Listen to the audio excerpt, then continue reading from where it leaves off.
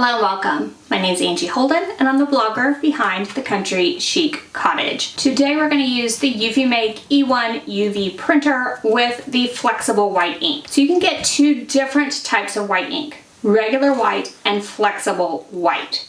So I'm going to show you both of those types in this video and show you why you would want to use the flexible ink and when you would want to use it. And of course, make several different projects so you can get an idea of what the flexible white ink is. So the first thing you are going to think is, why two white inks? Why can't I just use one white ink? So the regular white ink is really great for hard surfaces. Then the flexible white ink is meant for surfaces that move, that might be bent. Now, the regular white ink I'm going to show you in this video, it covers way better than the flexible. So it is a brighter white with fewer layers. So when possible, I would use the regular white ink. I would only change to the flexible white ink if you have to have it. Now within this video, I am going to show you how to switch between the two, but I did want to note when you do that process, the printer will completely empty out that white ink line and fill it with the new white ink. So there is some waste when switching between the two inks. So I would definitely batch your projects, right? So do all the projects you need to print with regular white, switch over to flexible white, and print all the projects that would require flexible white. What are those projects? And how do you switch between the two? Let's answer that within this video. So the two different white inks will look like this. One just a W and one that is W flexible. It says this on the outside of the box, and then on the cartridge itself it will say it on the front as well as on the top, so you can always tell the difference between which type you have. Within EufyMake Studio, what I'm going to do is to pick my material over here. You do need to have some type of design on your screen. You pick your material and you choose one of these things that would be flexible. So a fabric, cardboard, something down here in this area. So for this one, I'm going to choose genuine leather. It is going to tell me that I need to use flexible ink for better results. So I can go ahead and click replace now to replace that cartridge, and it will walk you through the steps, but let's go ahead and do that now. So I have the regular white in here and I'm going to add the flexible. So all I want to do for the regular white cartridge has a W on it. I'm going to push it in and remove it. Now, the machine may beep at you at this point. That is okay. We're going to go ahead and add the flexible into place and just push it until it clicks. Again, you will get a beep. All it is saying on the first one is that you removed a cartridge, and all it's saying on the second one is that you've installed one. Then you're going to click installed in the software, and what it's going to do is completely flush the ink that's in your printer out and replace it with this new type of ink. Now this does use quite a bit of ink every time you change it out, so be sure you're aware of that before you start this process. Once it feeds that white ink to the line, it is going to ask you to do a test print. When you do that, this first line was my first test print, things were not working, and then within the software you can tell it which ones to clean, and then it will print another test print. You are looking for a really good test print here before you get started printing with your new ink cartridge. I went ahead and added a leather patch to the printer, and then I'm going to click snapshot within the software and take an image of the bed of that printer. You also want to upload whatever image you're going to use for this and add it to the screen and then resize it. For this image I am going to print white, then CMYK. And I want to compare this to the regular white ink, and for the regular white ink I only did 3 layers of white. So I'm going to do 3 layers of white for this as well for comparison purposes.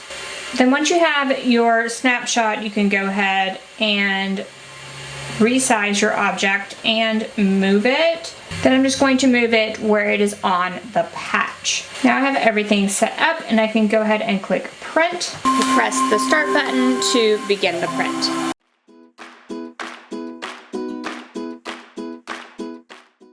So this is an apples to apples comparison of the inks. This is the regular white ink. This is the flexible white ink. So the first thing I want to note is I did 3 layers of white on both on purpose, because this goes to show you this is way more white and vibrant than this version. So you might need to use more white with the flexible to get the same look. Just know that the flexible white ink is more translucent. So you might need more layers. You might never get that bright white, vibrant look that you do with regular white. The regular white version, however, if I bend this, hopefully you can even hear the cracking. And I am getting cracks within this white ink as I bend this leather patch. The flexible version, however, I can bend it however I would like, and there's not going to be any of that cracking. It is still just as durable on this patch for both versions. However, this flexible one, you're going to be able to bend it and move it. It is more flexible. Now, while I am going to show you putting this on some fabrics, this is not intended to be used in the laundry.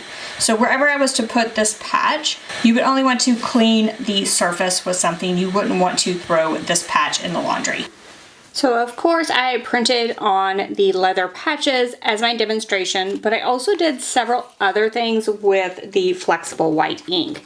So one of the things it recommends the flexible white ink for is cardboard. So I used this notebook as an example. Now you may be able to tell that the white is not very bright. It only laid down, I think, one layer of white ink on this notebook, so you can see the base color through my ghost here. However, it doesn't crack, and you could definitely bend it. And then also for cardboard, I went ahead and did this bookmark. So this is a cardstock bookmark, and I printed it completely again, and it is a white cardstock in this case. But again, it is flexible and doesn't crack or anything when I bend it. Then also, when thinking about things that were paper, I thought, what about gift bags or something like that? And this is why I want to start talking about how things need to be flat that you put into this machine for the best results.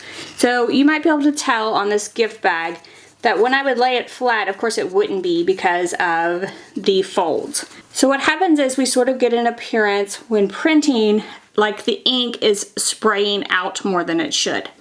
That's because when I lay this down and the EufyMake printer looks at it, it picks the highest point, let's say, for the printing, and when it's trying to print in this area, it's trying to print above this area, so the ink is spraying out. Now this example isn't very extreme, but I have some extreme examples for you as well. So for this fabric, you can probably see it really well. So what's happening is this is a zipper pouch, and if I just put it in there, it's sort of seeing this top area, and it's sort of spraying out as it layers this ink up. So what I did is I printed another zipper pouch, better results, but again, still not perfect. And what I did for this one is I put like a notebook and a few things inside of here to sort of raise up this middle. And then I also used a setting where there wasn't many layers of ink. So it is going to be important that you pay attention to those settings as far as how much ink it's laying down. So in this case, you can still see it's just not perfect. Some of that ink is sort of spraying around as it prints. However, if I do something that is a flat fabric surface like this ribbon, the printing is perfect and it doesn't crack or anything when bent because I am using that flexible white ink. So you are going to need to consider what type of white ink you have in your machine, then making sure that you're using surfaces that are flat if possible. Then finally playing around with those settings, because the less ink you lay down, the less chance you have of that ink spraying around if you have a surface that is not entirely flat. Now you have seen me make several projects. You've seen the flexible white ink in action. I really think the leather patch demonstrated the best why you would want the flexible white ink. And then you saw the flexible white on a variety of projects. You can add more layers of the flexible white to make it less see-through, but remember, the more layers you add, then the more cost you're going to have within the printed product. So you might need to do some experiments with your settings and the flexible white ink. Now I did print on some fabric. A couple things about fabric. First of all, I printed on things that I would not run through the laundry. This is not laundry safe use. You can't print directly on your t-shirt. The other thing about printing on fabric, which I think I demonstrated, was that the fabric needs to be as flat as possible. no seams or anything like that to get the best result. So if you want to print on zipper pouches, you might have to really play with it. Really play with how you're going to get a really flat surface within that zipper pouch. I was able to get some okay results. I wouldn't say that they were fantastic on those zipper pouches. I would probably have to play with it quite a bit to get that amazing high quality result if you wanted to like sell a zipper pouch or something like that. So do be aware of that within this machine, that you're looking at flat things, whether that's with the regular white ink or the flexible. You definitely want to look at flat things. And I really think it came into mind with this video because I was doing fabrics, and let's face it, fabric a lot of times is not flat. It's not completely flat. That zipper pouch was definitely not completely flat no matter what I did. Now the machine does allow for a little bit of difference, absolutely. However, you do need to make sure that you keep those differences to a minimum to get the best results possible. If you have the EufyMake printer or are thinking about getting it, be sure to consider keeping some flexible ink on hand just in case you want to use it for some of the materials that I showed you. Now, why are the other colors, why do I not need flexible in those? The other colors are transparent. I've showed that in other videos. They are completely transparent. The white is the only one that is opaque. So the white is thicker and therefore more brittle. The white is what is brittle within this whole printing process. I was able to print just CMYK on a variety of objects and not have that cracking or breaking feel. The only time I had the cracking or breaking was when I added the white, especially multiple layers of white. So when you need white, consider whether you need regular white or flexible white for the project that you're doing.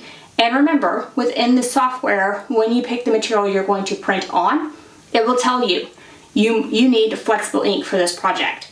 Can you go ahead and print with regular? Yes, you can, but you might get the cracking result that I showed you with that leather patch. So hopefully this answers your questions on flexible white ink with the EufyMake UV printer. If you have any more questions, drop down in the comment section, ask away.